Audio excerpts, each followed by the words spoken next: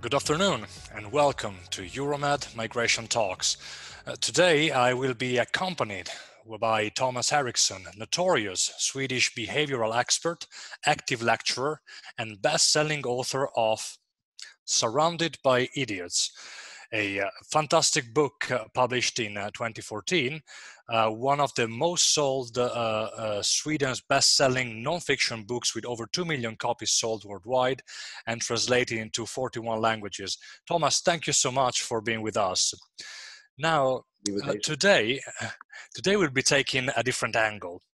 Over the past few months, we have interviewed prominent migration experts, from policymakers to politicians, from journalists to academics, to discuss about the evolving migration narrative in the Mediterranean and beyond. But today we want to take a different angle by looking at the impact of behavioral sciences in influencing narratives. Now, Thomas, in your book, which I found a fantastic read. It was actually a birthday gift given to me last year. You identify 4 macro groups of human behaviors: red, yellow, green, and blue. And you divide them along 2 main axes: extrovert, introvert, and task-oriented versus people-oriented. Now, could you briefly summarize them for us? Absolutely. This is the rather famous DISC profile that has been colored. Red behavior stands for dominance, fast thinkers, action-oriented, bam, a bit aggressive to some people. The yellow behavior is very talkative, very good communicators, happy, always smiling, the sun is shining somewhere, I guess. And the green ones are on the introvert side. They are more looking for stability, more calm, more let's say, caring, sharing for others. And the blue ones are the analytical guys. They look for details and facts, and following rules is really, really important. So there you have it in really brief. Of course. Then, of course, the book goes a lot deeper into that. And if we think about these categories, now, how do you think these different behaviors can influence the interpretation of a specific narrative? So, for instance, will the principles that you just explained influence their vision or opinion on a specific phenomenon, let's say the economy, or in our specific case, the migration phenomena? How would they react? Well, everybody's listening on their own frequencies, so to speak. That is just the way it is. And this system is, of course, a simplification of how humans actually are wired. People are really more complex than we can sort of describe it in some assessment. But still, there are some things that you can look for. And for one thing, red behavior, they will read the headlines and nothing else. If the headline doesn't interest them, they would just turn the page, so to speak. The yellow ones, they might read the first paragraph maybe and see what's going on. And if that doesn't intrigue them or makes them inspired, they will just leave it. The green ones might read the whole article as a comparison and maybe get some stomach ache and feel bad for people. And the blue ones, they will look for the diagrams and the facts, the little square at the bottom of the article where the details are, the facts and the statistics. And you can reach all of them in a different way, but you need to actually make them listen on all these levels at the same time, because you don't know who is listening or who is reading. If it's online or in a newspaper, that doesn't matter, because they are sort of listening and reading and looking out for different things all the time. This we know, of course, but you can tweak your message a little bit if you know more about these things. Of course, and moving on to that, then my question is about the so-called polarization of recent narratives. Many reports indicate that also social media has contributed to this polarization on numerous narratives, and in particular within our field of work, we have produced numerous reports that indicate how specifically the migration narrative is strongly polarized. How do these personality traits that you just identify play a role in the development of a narrative? And do you think that certain types are more inclined to be multipliers of ideas than others? Okay, that's several questions at the same time, to be honest. Well, to begin with, of course, I mean, let's say somebody who is looking for, let's say, the human side, the humanitarian side of the whole issue. Not talking about what's true or what's not true, but who is listening. That would be the relation-oriented people, meaning the yellows and the green ones, who are always striving for a good relationship with people they know and people they don't know. That doesn't mean that they are not interested in tasks or certain topics. It just says that the people, let's say, the focus on people and relationships will be more emphasized. And on this, at the same token, when you talk to reds and blue people, they are task oriented. They are looking for results or processing details and so on. Facts oriented does not mean they don't care about people, but the tasks will always be prioritized, so to speak. And it's easy to say, let's say, reds and blues, they don't care for people because they are task oriented. We have a system, we have a matrix here that actually proves this.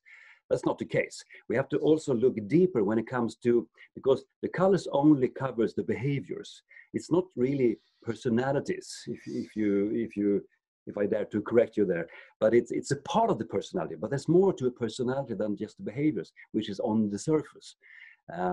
Beneath the surface, you have, for instance, the drivers, the motivators, what actually gets them going. And certain different people are getting energy from different things. Some people are theoretical, have theoretical drivers. Some people have this utilitarian driver. They look for results or money or whatever. Some people have this social driver, which means they care for other people, regardless of their color.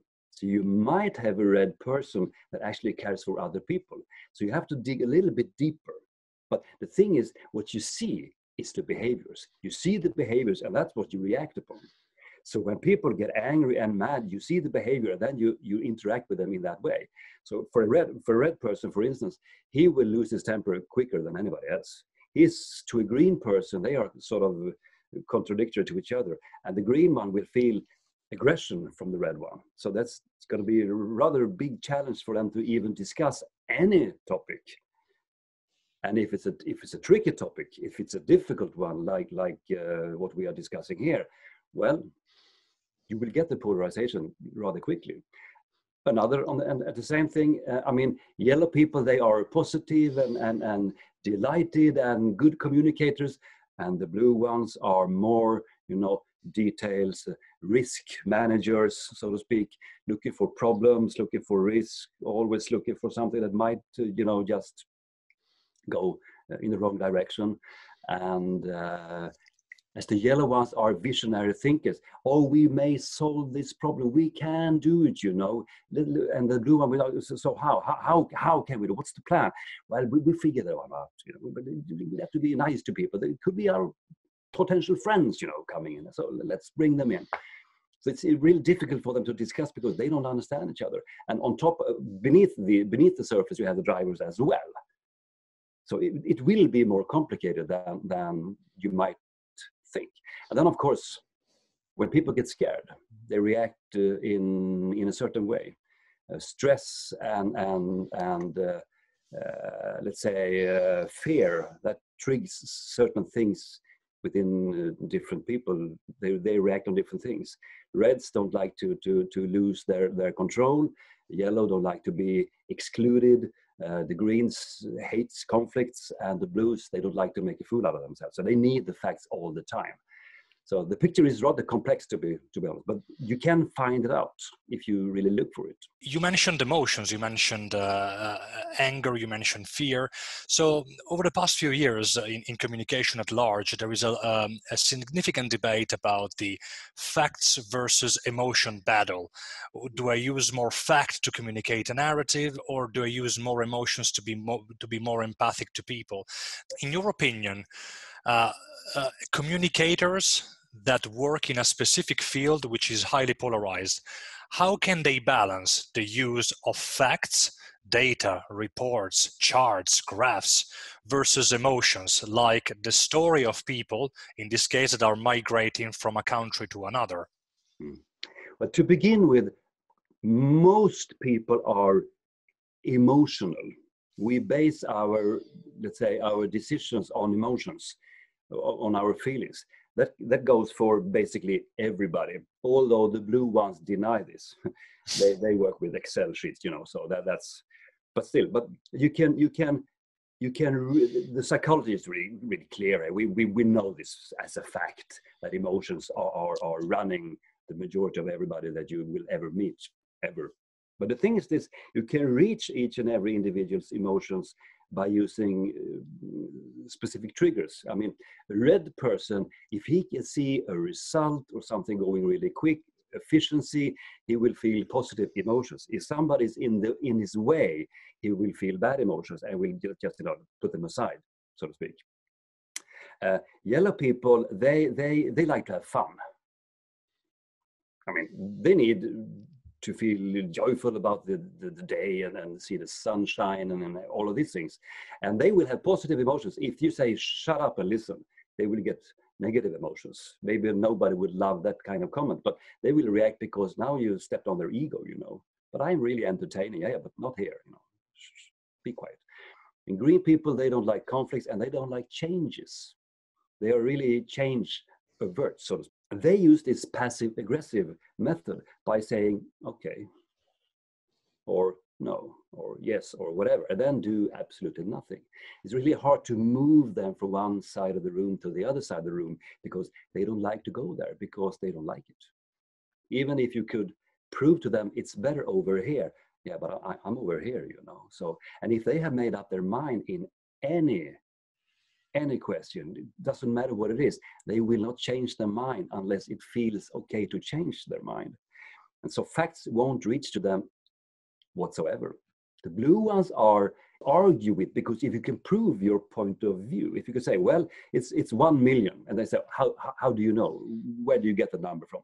Well, I have it here, you know, and you can show them you the statistics and the equation and all the background data. Okay, that seems fair. Okay, do you have some comparison, some other kind of equation? But if you can prove the facts, they will follow you. But the thing is, as I started here, everybody's moved by emotions. We know this. I mean, let's say you try to sell something. Marketeers have known this for, I don't know, 50 years or something. So they try to, that's why commercials look the way they do. They don't just say, okay, this is what this bicycle can do, this is the cost, you know, buy it online, click here, you know, because you have to have smiley faces, you know, and somebody is biking and elderly couple here, you know, walking their dog, you know, you see things that touches you in here. So, oh, what a beautiful picture. That's your emotions speaking. It's nothing to do with the bike itself, you know, it doesn't matter. But this is what they do. One thing that I have asked myself is, why I mean, the decision makers of the European Union, for instance, it's just an example, or anywhere, or politicians or whatever, they could use this knowledge in some way, but then of course you have to use it in a good way, otherwise you will quite easily step into manipulation actually. But just making people listen could be one step. Writing thick headlines, you know, black headlines for the red ones, or happy, smiley narratives for the yellow ones, or you know, let's say for the whole community, built messages for the green ones, and Excel sheets for the blue ones. Of course, you can do this, but you have to consider it quite a lot actually, because it's a complex thing to do, but it can be done.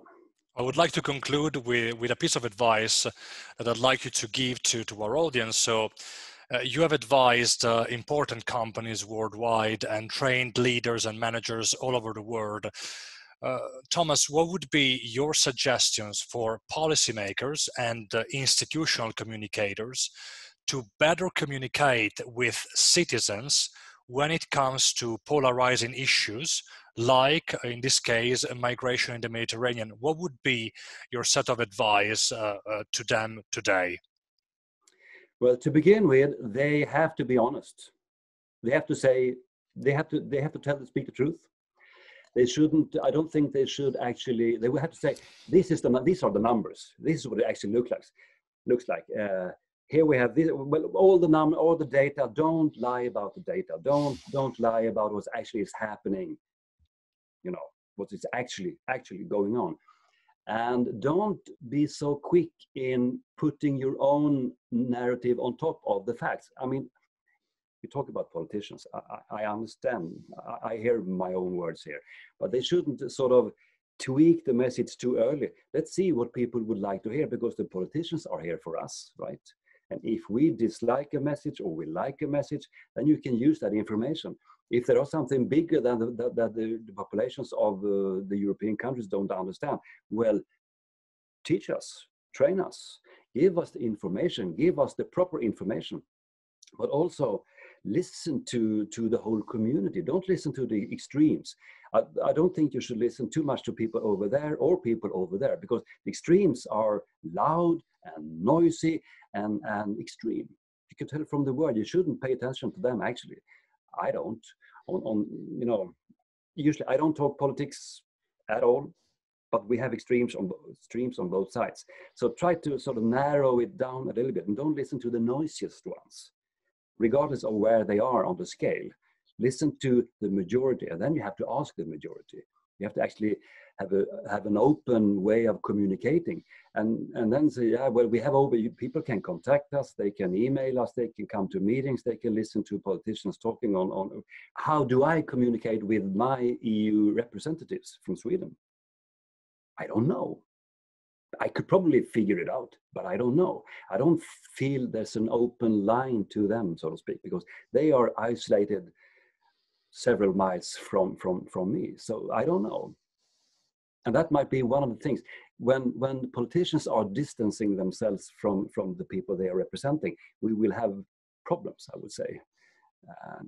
It's not an easy thing to solve, obviously, but it can be solved if we have politicians who are actually there for us and not for themselves.